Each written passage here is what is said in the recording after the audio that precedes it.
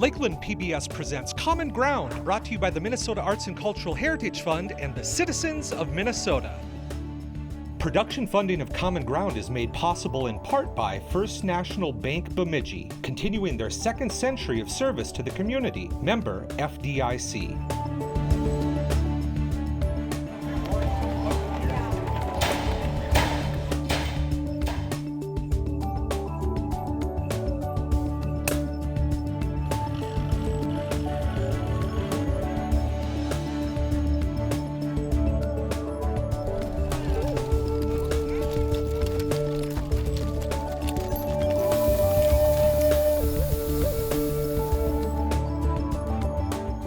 Welcome to Common Ground. I'm producer-director Scott Knudsen.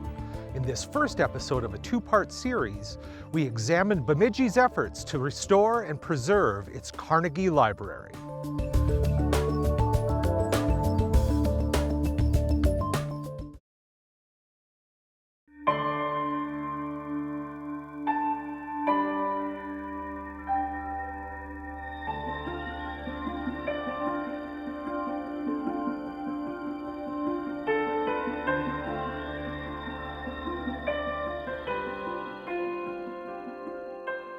The Carnegie Library is our history.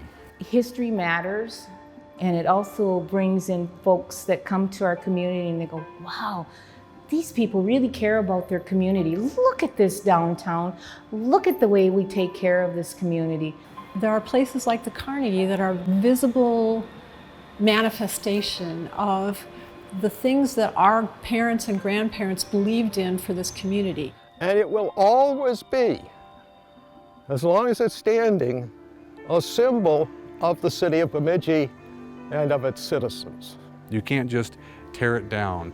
You have to care about the old things that you have in your community. You have to care about the heart of your community.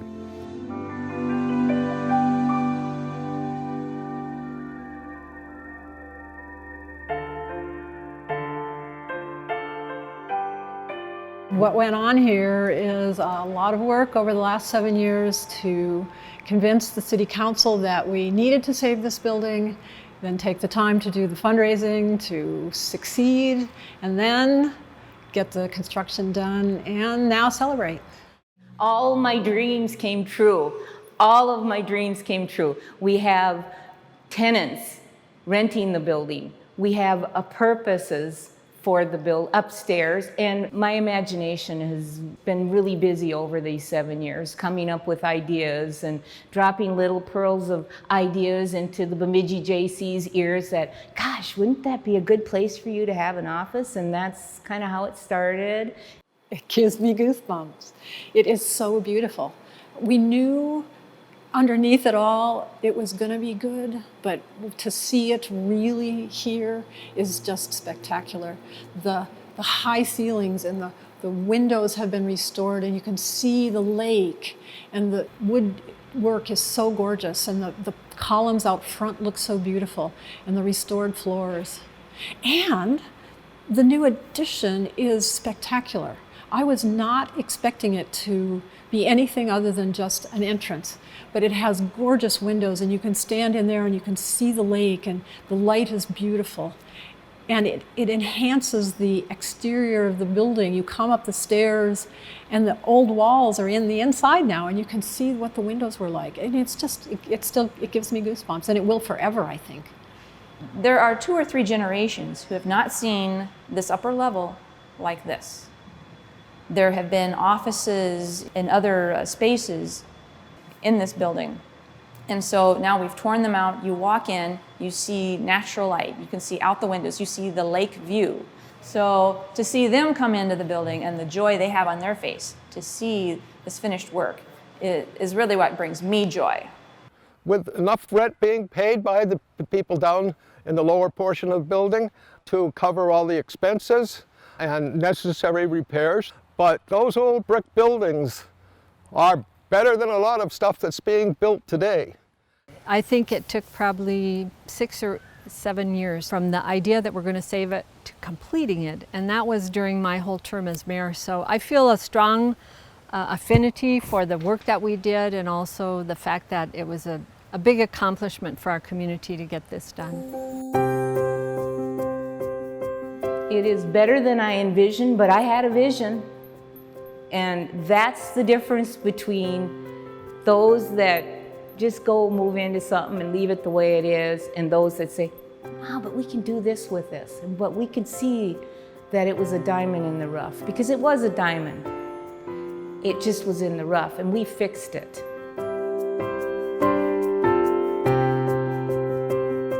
Andrew Carnegie, the philanthropist, endowed more than 3,000 Carnegie Libraries worldwide, starting at the end of the last century, previous century, into the early 1900s.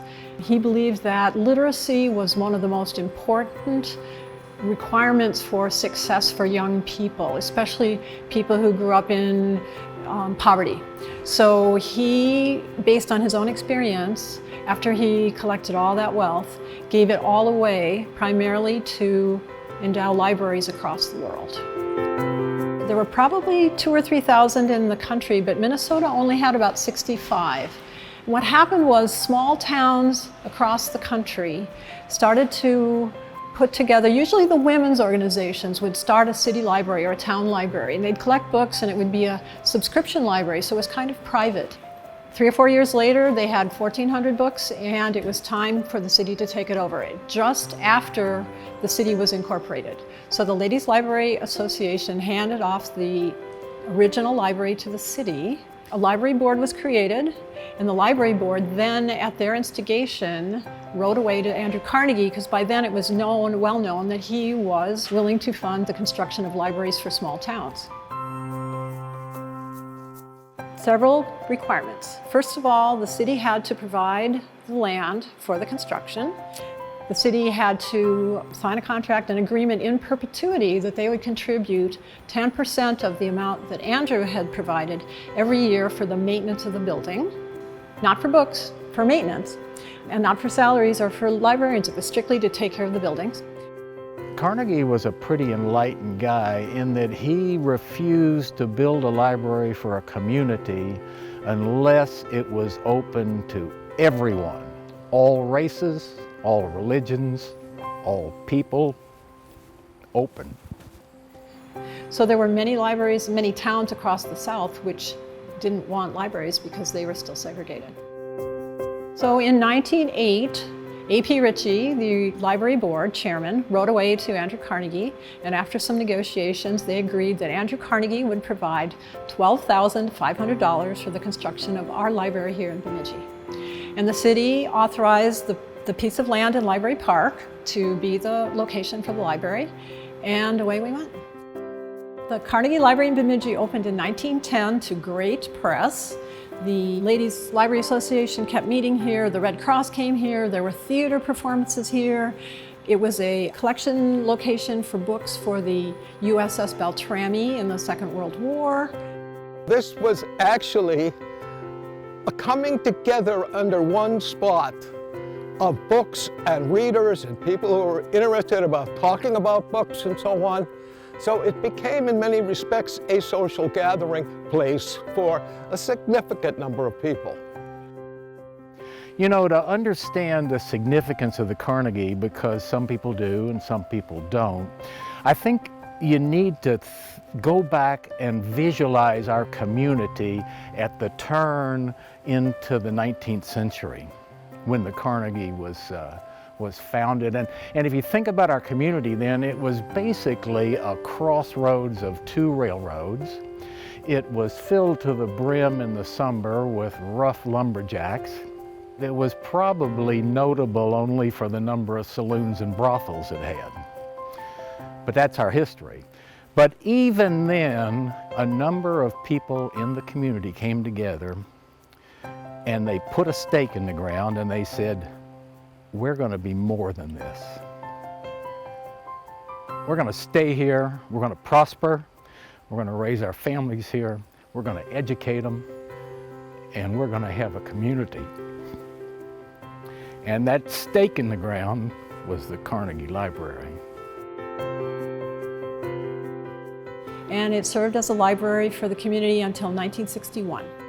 And then when it finally got too small, they moved the public library down the road, and this became a social welfare office for about 20 years. And we have some stories from people about how cold it was, and the furnace in the basement didn't really work very well, and it was not a very pleasant place for the social welfare office. But luckily, when that moved on, the Bemidji Community Arts Council thought this was going to be a gorgeous place to have their facilities. So they came in, they put up some false walls, they put some offices in, and they turned it into a gallery and an arts council. We had artist galleries in the basement, we had the Region 2 Arts Council here, the Headwater School of Music and the Arts was here for a while. So the city is really lucky that from the moment that Carnegie opened until 2 years ago when the Watermark Center moved out, there were always tenants in the building. So the heat was on, the sidewalks were shoveled, so it really didn't deteriorate like so many libraries did in other towns when they got too small to be libraries anymore.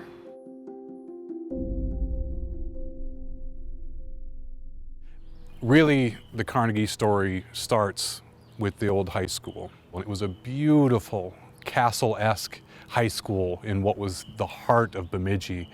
And it was the most iconic building we had. Just beautiful. The architecture was unmatched.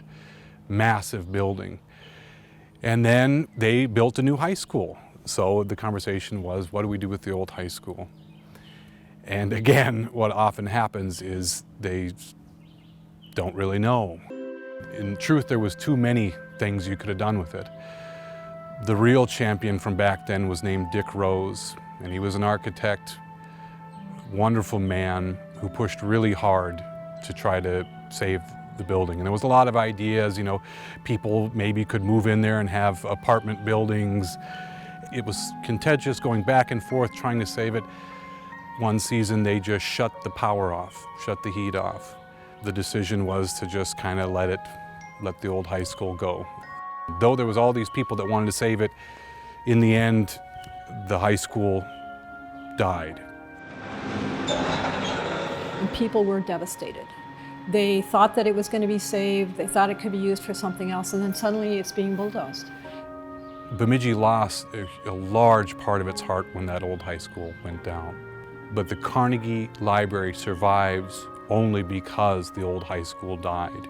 And that's not like a good thing, but that's just part of the story that we need to remember. It was on the heels of that loss that we were able to save the building. So by the end of the 2000s, the city knew that the building was starting to be in disrepair, and the Watermark folks had signaled that they weren't going to be able to be tenants anymore. They needed to move on. Coming in here after the tenants moved out was sad and frightening. It was dark, it was cold. We turned the water off and emptied the pipes. It was smelly, it was dirty. There were walls that didn't belong here. The ceilings were covered. The paint was falling, the plaster was breaking. There were chipmunks living in the basement. There was water in the basement. There was bricks falling out of off the chimney. There were windows broken. There was linoleum peeling. The bathrooms were scary, outdated. Building was inaccessible. It was sad. It was a concern because we had to get the work done. Because every winter it sat empty, it was going to deteriorate further. So we did our best to get it going as fast as we could. The situation was that you had the library park with limited parking on the lake side of the highway and business properties on the inward side. So the plows would come down the street and push the snow towards the lake. And that was affecting the condition of the masonry in the building, broke out windows on the lower section, and there was really no space left in between for people to walk in the wintertime. So it was a significant problem. They looked at the proximity to the street, they looked at the fact that it's not an accessible building, that there was no new tenant in sight, and they said, we don't think we can afford to keep this building any longer. We have to do something about it, and that probably means tearing it down. We were dealing with that other level that was very heavy, where we knew we were fighting against not just the community's idea of, yeah, whatever, but also a feeling nationwide that really didn't seem to care about educational institutions. On item number 12. It had gone through in front of them 3 times. They decided to tear it down. 3 different votes, that's it. And they were going to have a 4th meeting to put out the bids. Mike Breeden is one of the people who was the initial raise the flag to alert the community that this was happening, because I think it might not have been really communicated. And he got enough people involved and ready to try to do something about it. You know, he was an important part of the initial project. There was very strong community support that, yes, they wanted to keep the Carnegie, but nobody knew what to do with it. And nobody had the funds. The city just didn't have the funds to do what was necessary, especially to make it accessible. At this time, I was the video technician for the city of Bemidji. I was also running a public access station that I and a nonprofit had spearheaded. I was at every meeting, Joint Planning Commission, Joint Planning Board, the City Council, and so I would broadcast these meetings. There was a lot of characters in these meetings, but there was one that really caught my eye. And it was old Lou Crenshaw. Lou wasn't from around here. You know, he was from out of nowhere Southern diplomat. And he had me just watching him, and I would of course train my cameras, because when he would speak, he'd have ways of presenting to the room. It was just, he was so captivating. I get talking to this guy, come to find out Lou has this amazing backstory, and he was working for, he was a high up guy working for this extremely big global corporation. And Lou was going to other countries and setting up factories and in these really intense meetings with big scary Russian guys. I mean, he had been in the thick of it, but now he had, you know, retired to northern Minnesota and was keeping himself from being rusty by involved in civic duty. I got involved because it was something I thought we could do, and I thought it was something that was important. And it was a long and hard journey, harder than I ever imagined. Very early on, one of the first major donors I had to help us, our team, was Joe Lucan. He said to me once, he said, Lou, because I was pretty down in the dumps, and he said, Lou, we have to be able to afford our history. And I never forgot that. It carried me along through this. You can't just tear it down. You have to care about the old things that you have in your community. You have to care about some of the heart of your community. Well, there were people that were very in favor of it, and then there was the other side. So you had it all. But it had nothing to do with age. It had to do with their perspective on saving a building, a historic structure, that what it meant for some people, like myself, how important it was, and then what others didn't see their value in saving it. I hope they see it now. Those community members just rose up and said, you're not going to do this. Please give us a chance to figure out what we can do to prevent this from happening.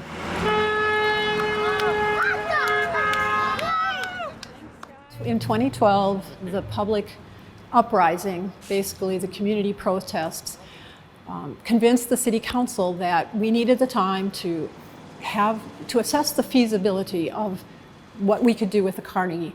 And that wasn't just raising the money, but it was how much we were going to need to raise and what else we could do with the building. We formed a nonprofit group, which later became known as the Friends of the Library, Friends of the Carnegie group, but this group had a lot of heavy hitters on it. And that was led in large part by Lou Crenshaw and his wife Kathy Marchand.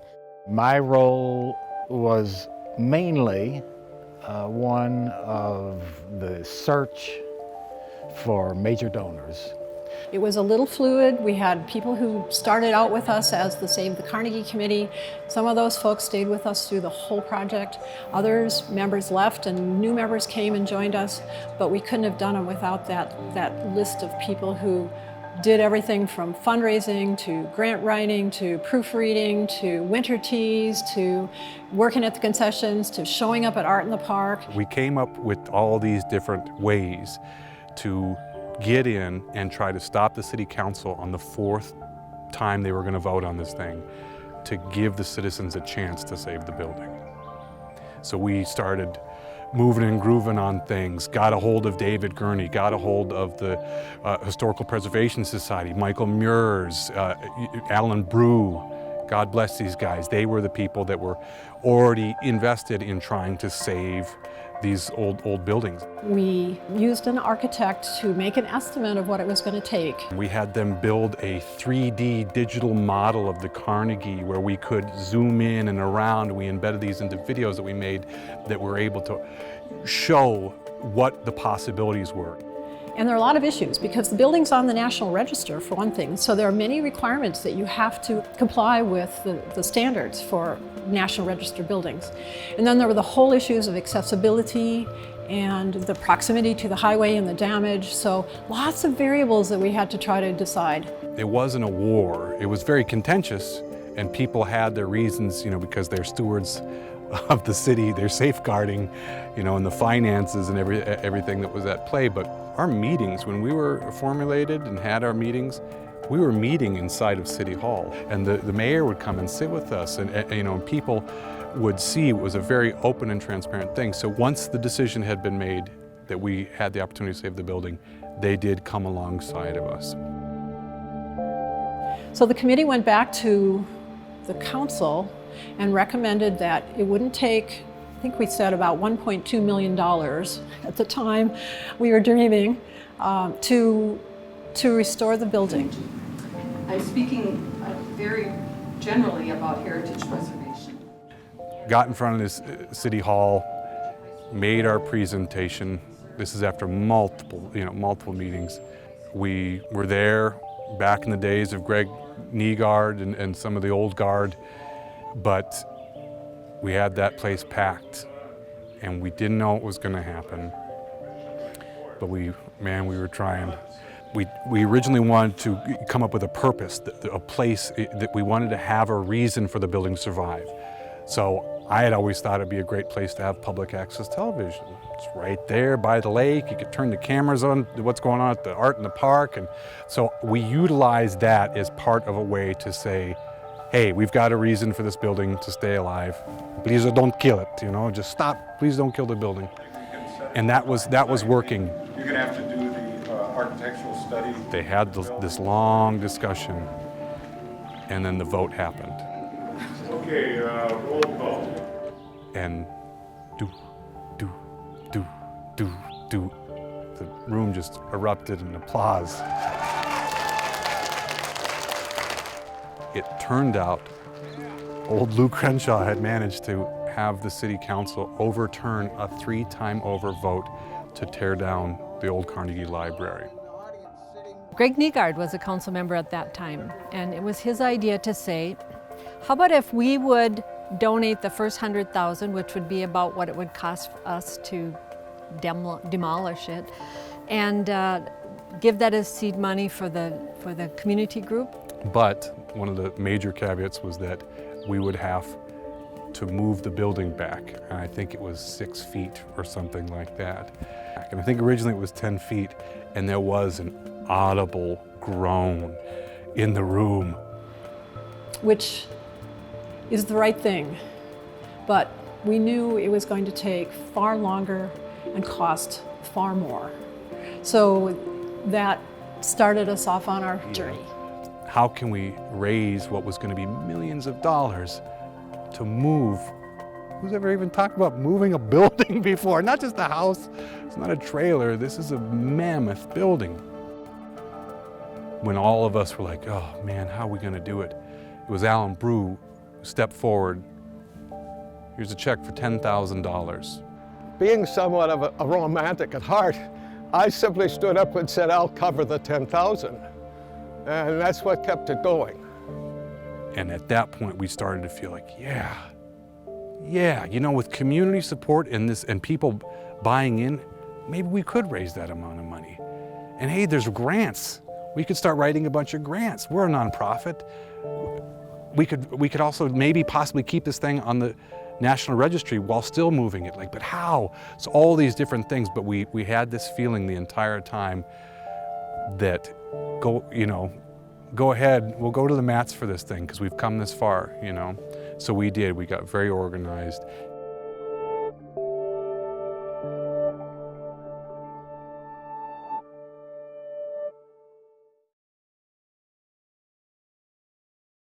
Thank you so much for watching.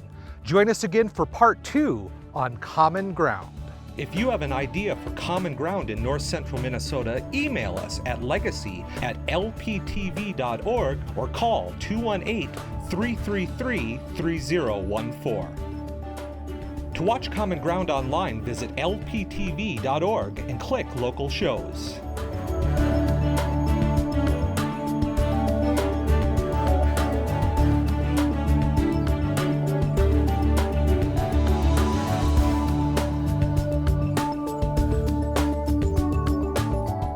Episodes or segments of Common Ground, call 218-333-3020. Production funding of Common Ground was made possible in part by First National Bank Bemidji, continuing their second century of service to the community. Member FDIC. Common Ground is brought to you by the Minnesota Arts and Cultural Heritage Fund, with money by the vote of the people November 4th, 2008. If you watch Common Ground online, consider becoming a member or making a donation at lptv.org.